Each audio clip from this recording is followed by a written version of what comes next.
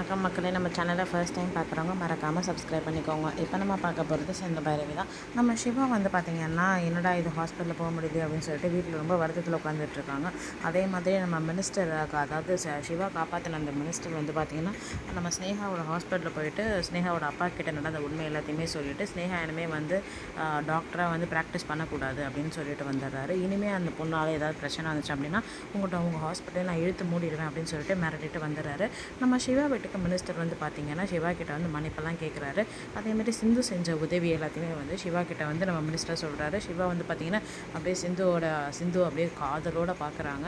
அப்புறமா சரி இனிமேல் நீங்கள் டாக்டராக வேலை செய்கிறதுக்கு எந்த பிரச்சனையும் இருக்காது சிவா அப்படின்னு சொல்லிட்டு அங்கேருந்து கிளம்பிடுறாரு மினிஸ்டர். அப்புறமா நம்ம சிவா பார்த்திங்கன்னா நம்ம சிந்துக்கிட்ட போயிட்டு, எனக்காக நீ இவ்வளோ செஞ்சுருக்கே, ஏன் சிந்து என்கிட்ட சொல்லவே இல்லை அப்படின்னு. இல்லை நான் அவன்கிட்ட சொல்லலான்னு தான் நினச்சேன் டாக்டர், அதுக்குள்ளே மினிஸ்டரே வந்துட்டாரு அப்படின்னு சொல்லுவாங்க. அதுக்கப்புறமா பார்த்திங்கன்னா, நானும் உனக்கு ஒரு கிஃப்ட் வச்சுருக்கேன் அப்படின்னு சொல்லிட்டு நம்ம சிவாவுக்கு முத்தம் கொடுத்துட்டு ஐ லவ் யூன்னு சொல்லிட்டு கிளம்பிடுறாங்க. நம்ம சிவா பார்த்திங்கன்னா கோவப்படாமல் சிரிச்சுட்டு அங்கேருந்து விட்டுடுறாரு. அதை எதுவுமே சொல்லாமல் விட்டுடுறாரு.